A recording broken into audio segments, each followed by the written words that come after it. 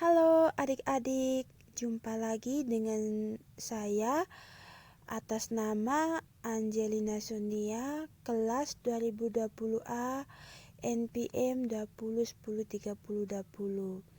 Nah, oke adik-adik, pada kali ini saya akan menjelaskan mengenai yaitu jenis-jenis daun.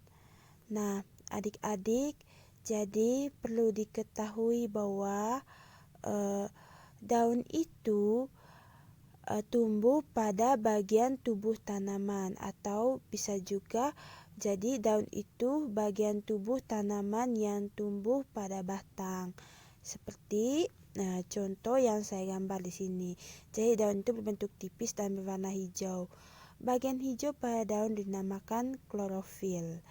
Nah, adik-adik bisa melihat contoh ya, bisa melihat gambar.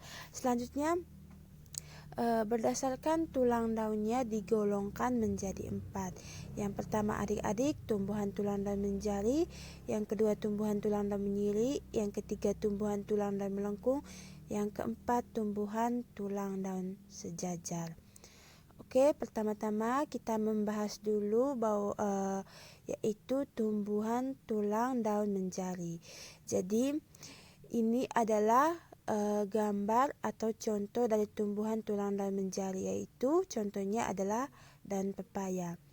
Yang kedua adik-adik, saya beri gambar di sini yaitu contoh dari tumbuhan tulang daun menyiri. Nah, adik-adik bisa lihat ya.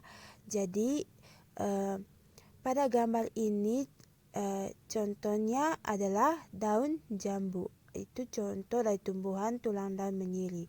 Selanjutnya adik-adik, tumbuhan tulang daun melengkung. Nah, jadi contoh dari tumbuhan tulang daun melengkung adik-adik yaitu daun eceng gondok. Yang terakhir adik-adik yaitu yang keempat adalah tumbuhan tulang daun sejajar. Nah, jadi adik-adik, contoh dari tumbuhan tulang daun sejajar di sini yang pertama saya beri gambar. Di sini ada 2 gambar ya. Jadi contoh yang pertama yaitu adik-adik daun jagung, lalu yang kedua itu daun padi. Nah, selanjutnya adik-adik perlu diketahui berdasarkan bentuk tepi daun digolongkan menjadi 2.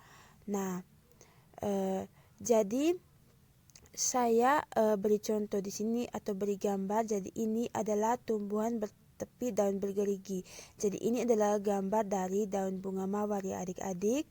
Nah, yang kedua tumbuhan bertepi daun rata.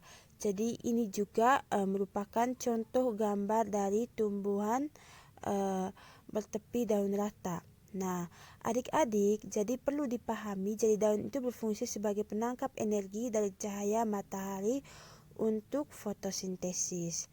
Nah, adik-adik, jadi itu adalah materi dari saya. Semoga apa yang saya jelaskan mengenai materi ini adik-adik bisa memahami dan bisa menambah wawasan atau pengetahuan dari adik-adik. Nah,